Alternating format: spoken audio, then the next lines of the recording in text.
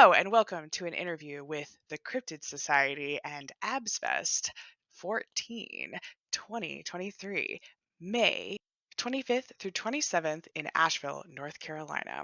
We have with us the Jackalope Rescue and Rehabilitation Foundation. Would you please introduce yourself and let us know who we'll be talking to today? Hi, I'm Mab. I am a retired sideshow performer. I work with the Jackalope Rescue and Rehabilitation Foundation. I am one of the few people that's certified in the United States to take care of these poor, endangered, near extinct, charming, docile little creatures.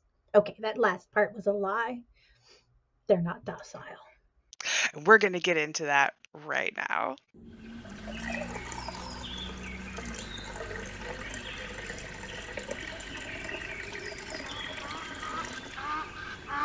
After years of spending time working in the sideshow and carnival industry, I wanted to use my powers and connections for good. Looked into charities that I could donate my time, and one of the ones that really just stood out to me because I am a sucker apparently was the Jackalope Rescue and Rehabilitation Foundation, JRRF.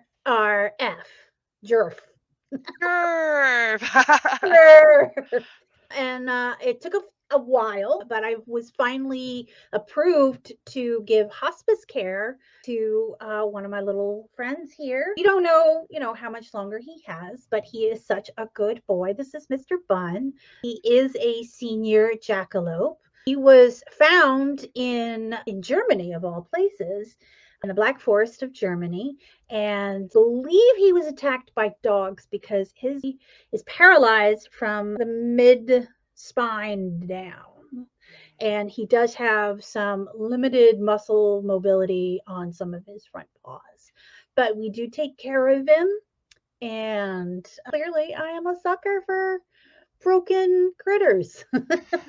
Most people don't know a whole lot about jackalopes. Mhm. Could you give us some of the key features when looking for these creatures in the wild? That's a great question. I would love to help you out here. So, some key features that you want to look for if you're trying to spot a jackalope in the wild is actually very challenging. A lot of times, female jackalopes look just like regular rabbits until you get up close and personal. So, you'll notice here this is a male, obviously, because of the antlers. The horns, some people say. You can tell he's a European because of the dapple fur that he has. So it's like this is to help him blend in cooler, snowy climates as well. Most people are more familiar with the American jackalope, which is an all over tawny color, like a sand color, often found in the American Southwest. Fun fact about jackalopes is they are omnivores, which is to Oh, say, most rabbits that we're familiar with, the rabbit, the hare, that whole thing, they're all vegetarians, right? They eat right. vegetables primarily, like leafy green. This guy will eat anything I give him. I don't know what his favorite is. I know he likes bologna. He likes Oh, no, I love but that. I try not to give it to him because one, bologna is disgusting. It smells so funky. But I'll give him like dry foods every now and then, like to kind of counteract how greasy bologna is. But he loves bologna. Nice. So cute. So yeah, and Murder Beast and Mr. Bun do kind of get along. They get along pretty fine, and I guess it's like they recognize the murder in each other. Oh, I love that. I recognize the murder in them. Goes right into one of my other questions. Do jackalopes make good pets? Oh, typically, no. No, they are in fact wild animals. And the only reason I can get away with hanging out with him like I am now is because he is so old. Bless his little heart. And Oh, he can't tear me apart with his back legs. And a lot of people considered them pests, would exterminate them, especially in the American Southwest, which is why they're considered uh, what do they call it? Mythical folklore creatures. They don't think that jackalopes are real because they would saw off their antlers or just kill them and mount them, which is, it's No. really heartbreaking. They are pests to, farmland, and, all the burrows, cattle would break their legs and horses would fall in there. And Oh man. they will eat anything, it is believed that they have developed antlers to defend their burrows against predators. They got these little, they'll burrow in. Oh, he does like to Oh. burrow. He's a nuzzler. He Yeah, will look at nuzzle. him. He's burrowing right He- into here. oh, no. Oh.